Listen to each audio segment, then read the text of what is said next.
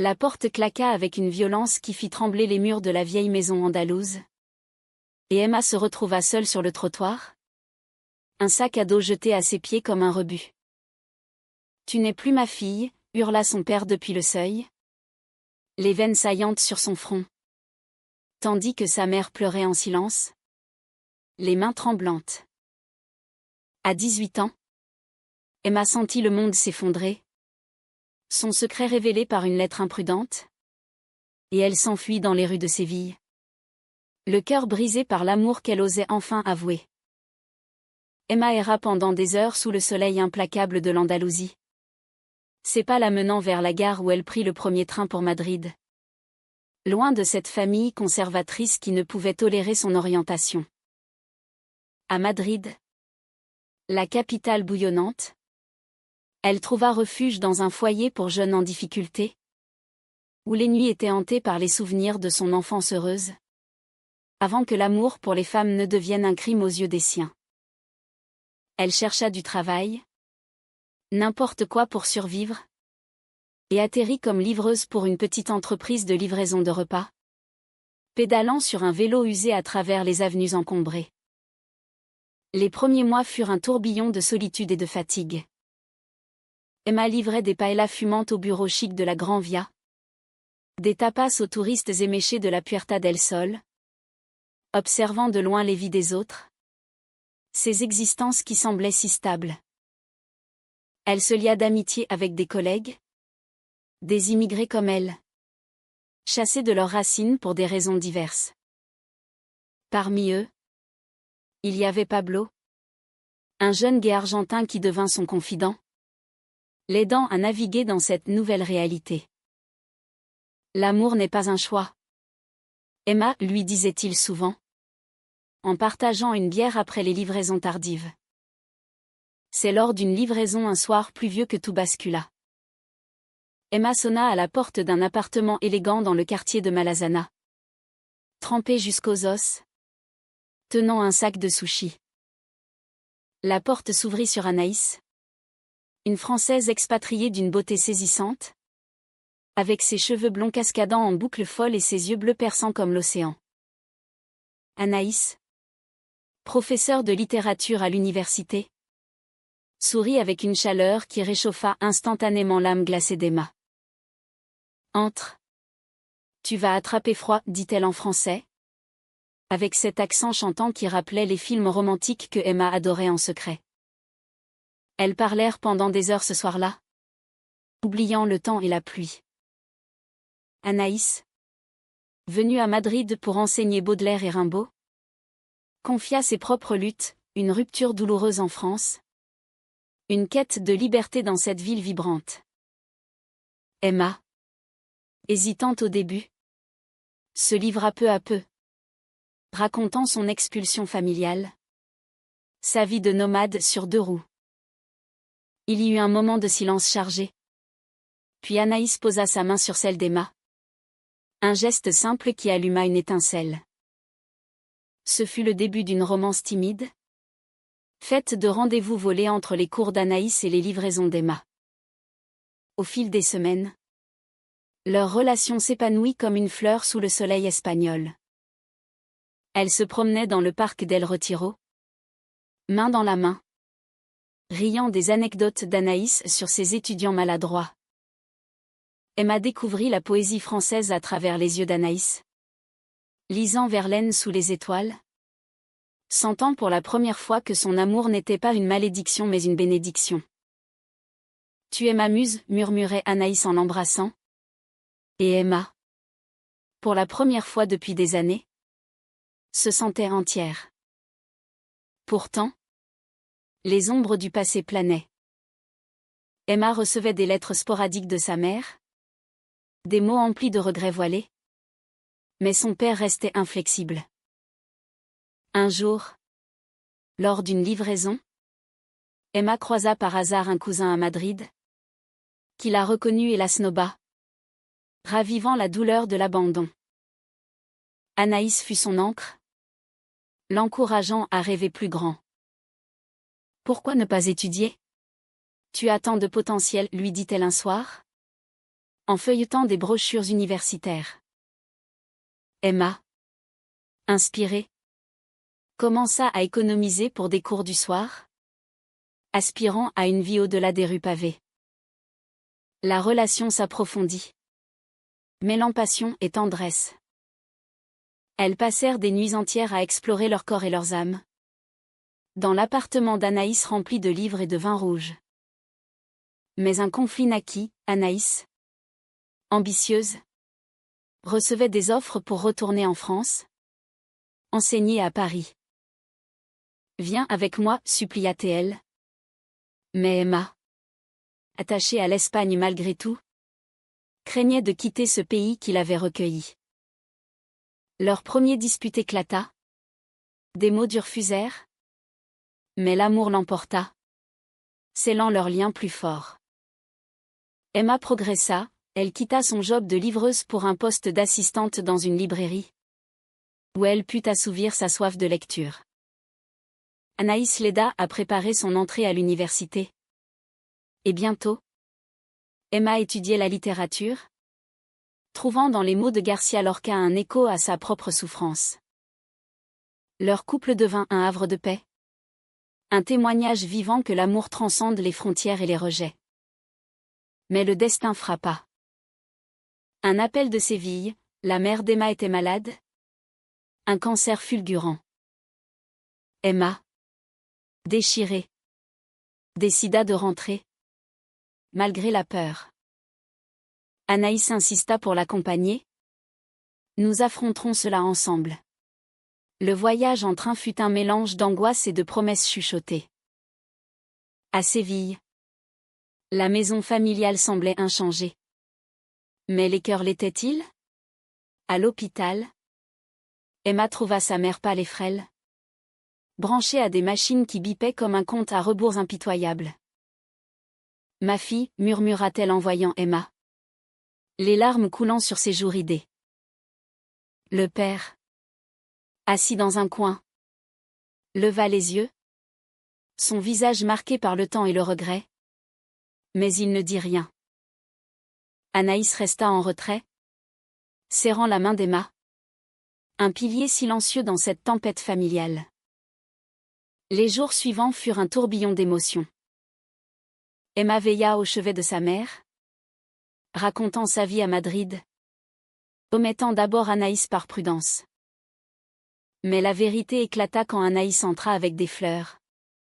Et la mère, affaiblie mais lucide, demanda « Qui est-elle » Emma, le cœur battant, répondit « C'est l'amour de ma vie ». Un silence pesant s'installa. Brisé par les sanglots de la mère, « Je suis désolée. Ma chérie. J'aurais dû te protéger. » Le père, cependant, resta distant, murmurant des prières catholiques, son conservatisme ancré comme les racines d'un olivier centenaire. Il toléra Anaïs, mais ses regards étaient froids, rappelant à Emma les raisons de son exil. Pendant ce temps, Anaïs explorait Séville, visitant l'Alcazar et la cathédrale, envoyant des photos pour égayer Emma. Leur amour se renforça dans l'adversité. Des baisers volés dans les couloirs de l'hôpital, des promesses éternelles chuchotées la nuit. La santé de la mère s'améliora légèrement, grâce à un traitement expérimental, et Emma commença à reconstruire des ponts. Des dîners familiaux tendus, où Anaïs charmait les frères et sœurs d'Emma avec son français impeccable et ses anecdotes littéraires.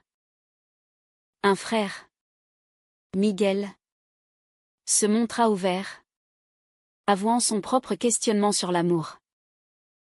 Mais la trahison surgit de l'intérieur, la sœur cadette, Isabella, jalouse de l'attention portée à Emma, contacta en secret un prêtre local, connu pour ses sermons homophobes, espérant sauver la famille.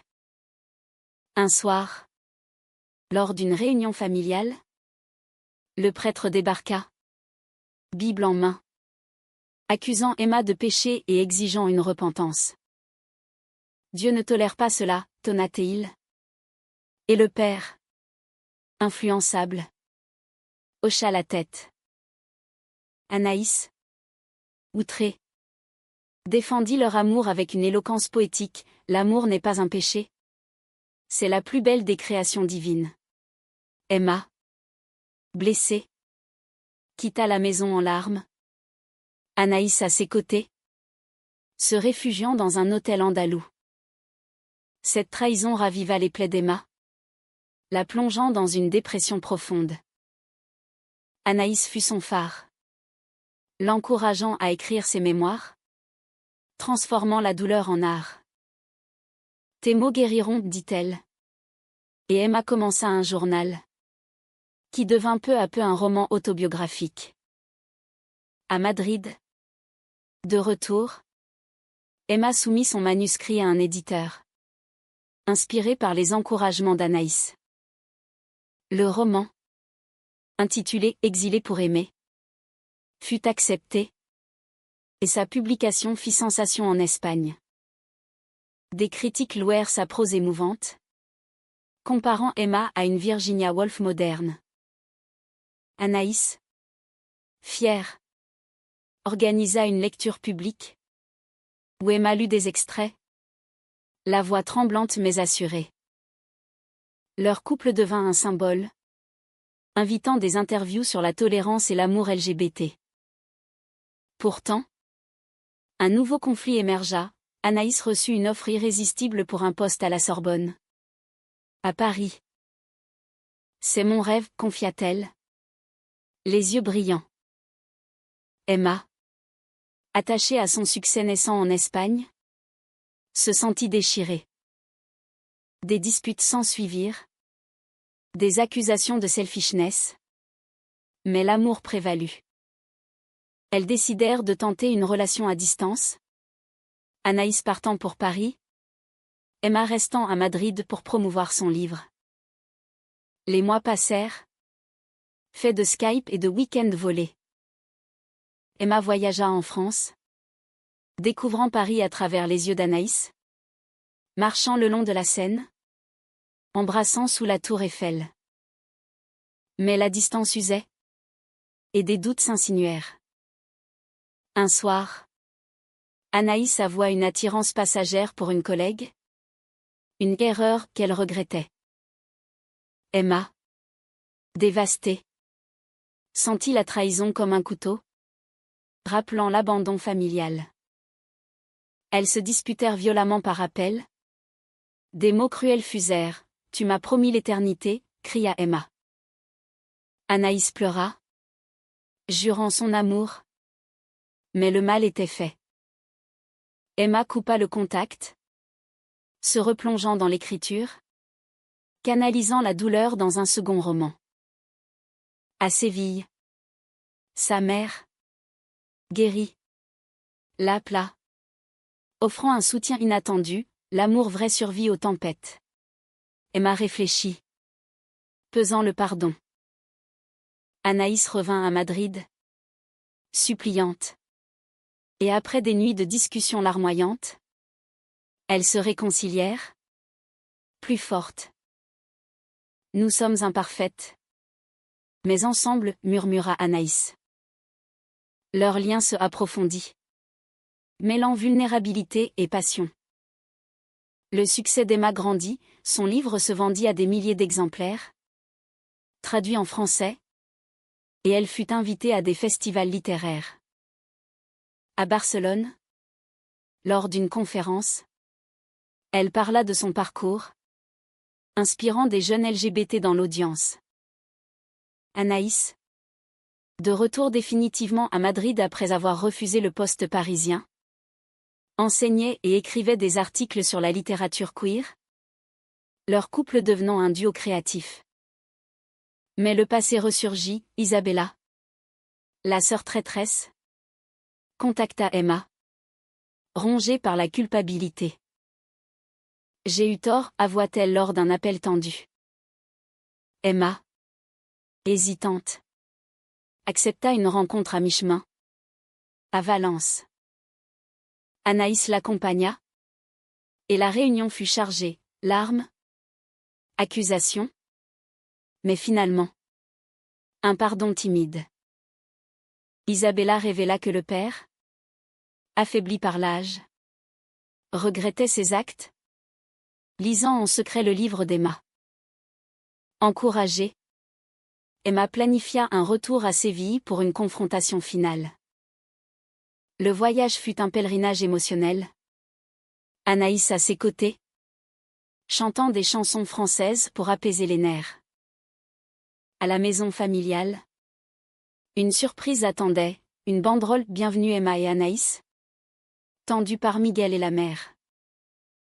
Le père, assis dans son fauteuil, leva les yeux, des larmes silencieuses coulant.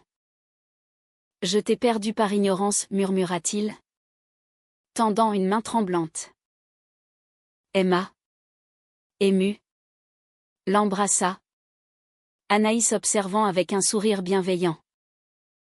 La soirée se transforma en fête, avec des tapas et du vin, des histoires partagées. Isabella s'excusa publiquement, et le prêtre, invité par erreur, fut poliment éconduit. L'amour triompha, non sans cicatrices, mais avec une humanité profonde. De retour à Madrid, Emma et Anaïs décidèrent de se marier, dans une cérémonie intime au Retiro, entourée d'amis. Les vœux furent poétiques, évoquant Baudelaire et Lorca, scellant leur union. Emma écrivit un 3e livre, dédié à sa famille réconciliée, explorant le thème du pardon. Les années passèrent, leur vie un mélange de routine et de passion. Emma devint une auteure reconnue, Anaïs une professeure influente. Elles adoptèrent un enfant, une petite fille nommée Esperanza, symbole d'espoir. Les visites à Séville devinrent régulières, le père jouant avec sa petite fille, apprenant la tolérance. Pourtant, un dernier conflit surgit, une controverse autour du livre d'Emma, accusé par des conservateurs d'être propagande. Des menaces anonymes arrivèrent, testant leur résilience. Anaïs, protectrice, organisa une campagne de soutien, rassemblant des alliés LGBT. Emma affronta les critiques en public, sa voix forte et assurée, transformant l'adversité en victoire. Leur amour, forgé dans le feu, devint une source d'inspiration. Elles voyagèrent en France, visitant Paris, où Anaïs montra ses racines. Emma, émerveillée par la scène et les cafés, écrivit des poèmes pour Anaïs, célébrant leur lien. Un soir, sous les étoiles andalouses lors d'une visite familiale, Emma et Anaïs s'embrassèrent, se remémorant leur rencontre. De livreuse à triomphante, murmura Emma. Anaïs rit, et moi? Ta muse éternelle. Leur histoire, un témoignage de résilience, prouvait que l'amour, même banni, pouvait renaître plus fort. La famille, unie désormais, célébra des fêtes ensemble. Le passé a un lointain écho. Emma fonda une association pour jeunes LGBT rejetés, offrant le soutien qu'elle n'avait pas eu. Anaïs y enseigna, transmettant la beauté de la littérature comme outil de guérison. Leur vie fut un roman vivant, cassé Ashtine avec ses hauts et bas, mais toujours ancré dans l'humanité.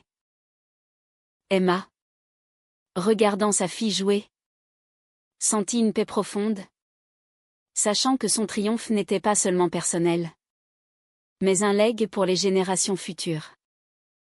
Au crépuscule de leur vie ensemble, Emma et Anaïs se promenaient souvent dans les jardins de l'Alhambra, à Grenade, où les fontaines murmuraient des secrets anciens.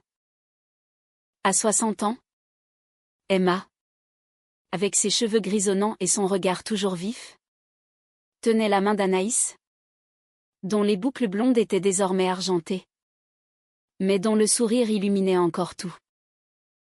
Leur fille, Esperanza, adulte et fière, les visitait avec sa propre famille, perpétuant le cycle d'amour et d'acceptation.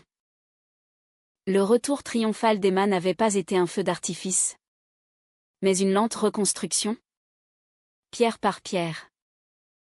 Son père, décédé paisiblement des années plus tard, avait laissé une lettre: « Pardonne-moi, ma fille. Ton amour m'a ouvert les yeux. » Ces mots, lus lors des funérailles, scellèrent la guérison familiale.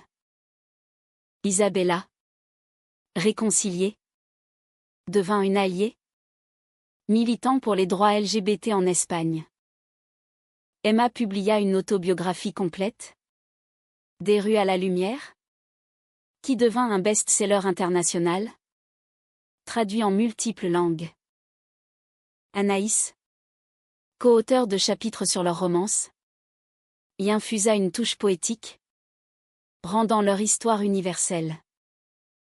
Des adaptations cinématographiques suivirent, avec des actrices capturant l'essence de leur passion. Les conflits passés n'étaient plus que des leçons. Quand Esperanza révéla son propre amour pour une femme, Emma et Anaïs l'accueillirent avec joie, évitant les erreurs du passé. L'amour est libre, dirent-elles, et la famille grandit en harmonie.